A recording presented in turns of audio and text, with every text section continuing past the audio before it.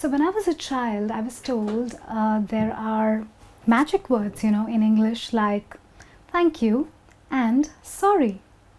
But I never knew that sorry had so many different meanings in the English language.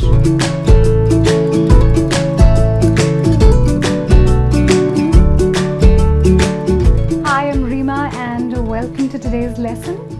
And today's lesson is all about the different ways in which you can use the word sorry in the English language. Now, generally, people think sorry is used when you feel bad about something or you want to apologize about something. But what I've discovered is that there are many more ways in which you can use the word sorry. So I'm going to take you through some of them. Now, the first one I have is sorry being used as pardon me. Like imagine you're having a conversation and the person you're talking to says something and you feel like you didn't hear him or her correctly. So you could say something like, pardon me, could you please repeat what you're saying? Or just to make things simple, you could say, sorry, I didn't hear you correctly. And that's one way in which you can use the word sorry in order to make someone repeat something that they've already said before because you couldn't hear it correctly. So that's the first way in which the word sorry can be used. So pardon me can be replaced with sorry because it's shorter and simpler. Moving on, I have for you excuse me.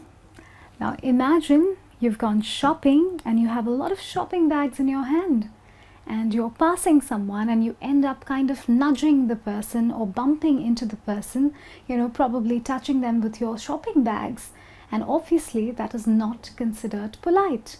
So you could say, excuse me, or you could say, sorry, which means I didn't really mean to bump into you, it just happened. So, sorry. Now, if that person is a stranger, you're not even going to have such a long conversation with that person. All you'll say is sorry and move on. See, sorry works and in so many different ways. So yes, you could either say excuse me or you could just say sorry. Now, the next one that I have for you is obviously apology. Now, this one you've heard many a time. So a lot of people say sorry when they've done something wrong, or they've wronged you in some way. So let's say that I hurt you, by mistake or intentionally. Then I could say something like, I'm really sorry I hurt you. Or I'm really sorry this happened. Please forgive me. If you've done something really intense, something really major and you want to apologize for it, the best way to do it is by using the word sorry. Moving on, another way in which I've seen people use the word sorry is to offer condolences. Now let's say that there has been an unfortunate incident in your life, probably the death of a loved one. And your close friend wants to offer you condolences. So instead of saying, in a formal manner, please accept my condolences on the death of your grandfather, which sounds very heavy and formal, your friend could probably just say, I'm really sorry for your loss. Now, in this case, your friend is apologizing, but not apologizing for her mistake.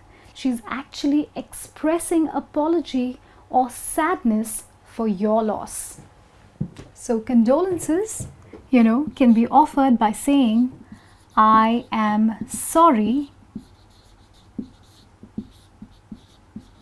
for your loss.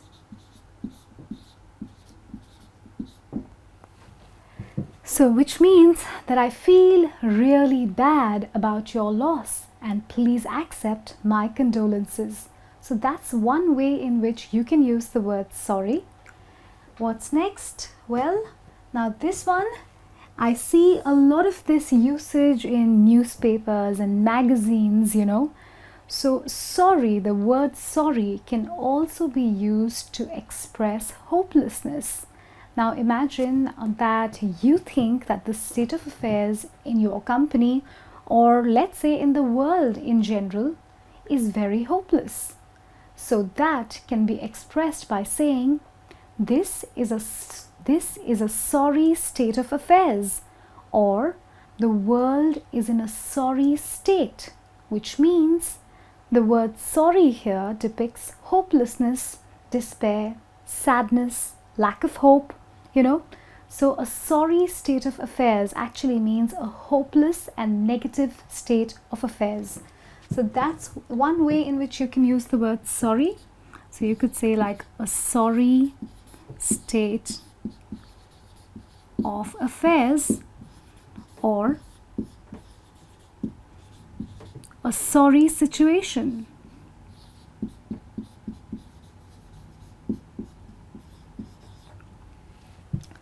Now the next way in which you can use the word sorry.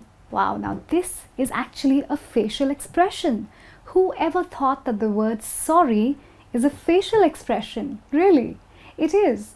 So imagine when someone looks really sad and hopeless, like he or she has absolutely no hope and is very sad, you could actually say something like, there is a sorry expression on her face.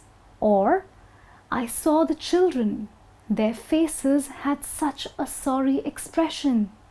Or their faces looked so sorry, which means the facial expression on the faces of the children was very sad, very hopeless, which is why you use the word sorry.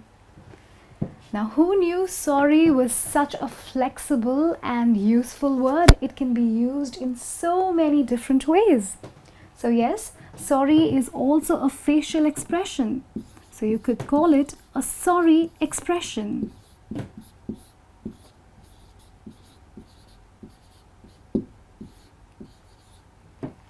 Now moving on, I have some more ways in which the word sorry can be used.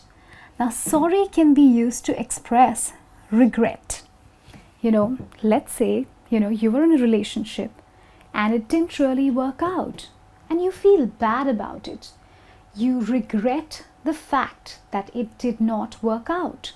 So you could say something like, I'm sorry this did not work, which means I regret, I feel bad about the fact that this did not work out. So sorry can be used to replace the emotion of regret. Now another way in which I've seen a lot of people use the word sorry is to forbid or to deny permission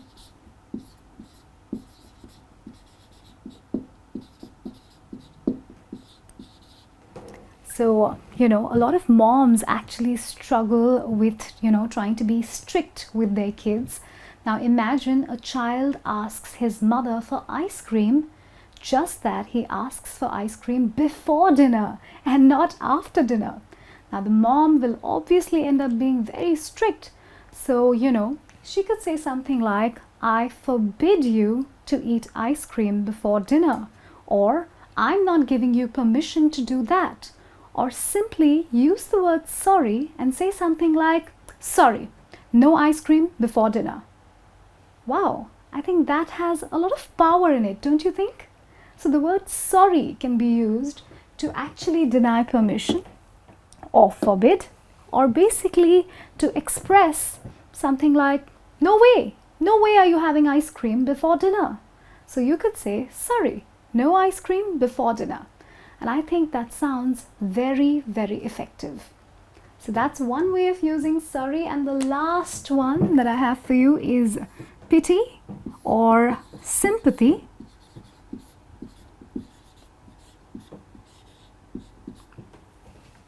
Now imagine you're feeling bad about something that you're seeing or something that happened to somebody, So instead of saying something like, I pity the poor children who have to live on the streets, or I have sympathy for the poor children who have to live on the streets. Now this sounds heavy, it sounds formal, and though it expresses what you're feeling, it's not that effective. You could say something like, I feel so sorry for the poor children who have to live on the streets. Now, the moment you use the word sorry, all your feelings get expressed in that one word, which is sorry. So yes, sorry can be used for pity or sympathy. So those are the different ways in which the word sorry can be used in the English language, and my God, there are so many. I never knew that sorry was such a versatile word. And if you keep practicing, you're going to actually be able to use the word sorry and really enrich your English. So well, in case you want to view many more such videos, make sure that you subscribe to our channel. It's time for me, Rima, to sign out, and I'm going to catch you very soon with another lesson.